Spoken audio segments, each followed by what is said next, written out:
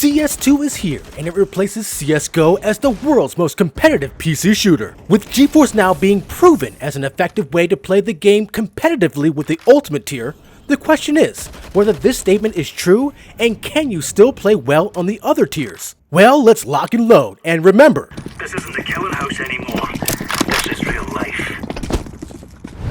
Now, I've covered playing CSGO on all tiers previously, and if you've seen that video, you might be wondering how much different CS2 is from CSGO on the platform. Now, to start off, GeForce Now can play the game on various devices, including your TV, PC, Android, and iOS devices, but Counter-Strike is meant to be played on the desktop with mouse and keyboard, so that's how we'll play. The free tier is obviously going to be the tier where most are going to be playing on the service. But will the free tier be worth your time, and can you play well? The biggest problems you'll have with the free tier will be the queue times, and most importantly, the hour time session. Since GeForce Now has increased its user base by 10 million in the past year, queue wait times have been crazy. But we have found a method to the madness. The GeForce Now infrastructure will put you in the queue in your nearest data center. To speed up times, it will send you to the next nearest data center after a certain amount of time, if the data center has capacity, as it did here.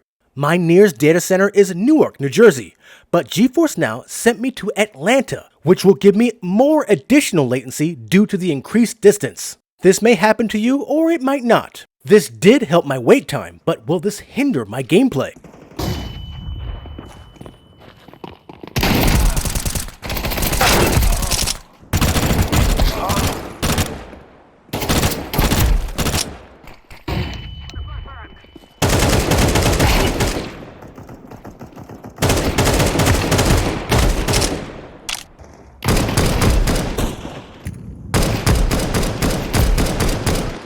Yep, all this was done on the free tier. You'll be able to play just fine.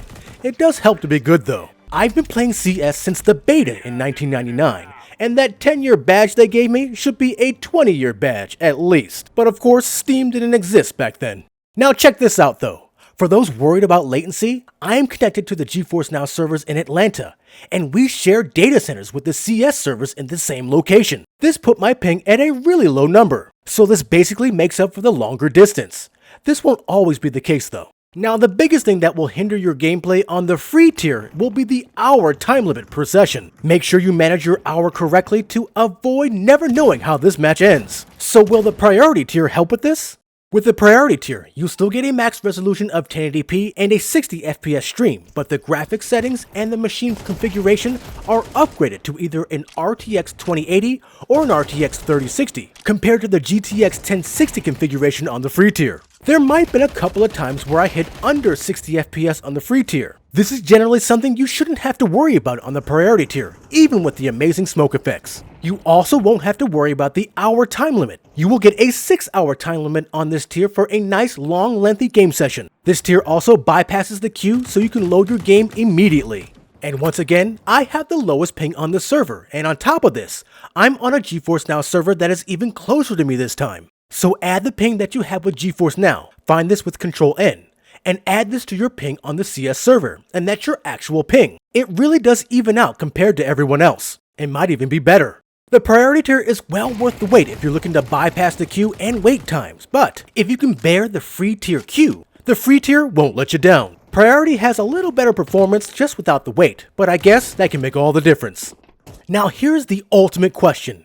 Is it worth it to buy the Ultimate tier to play CS2? You might have heard about the Ultimate Kovacs Challenge, and this challenge proved that not only do you play better on the Ultimate tier, you might even play better than you do on your home PC. I was performing better on cloud streaming that's notoriously known for latency, but I was performing better on the cloud streaming one. Not only this, but you'll be able to do this at 1080p at 240 Hz.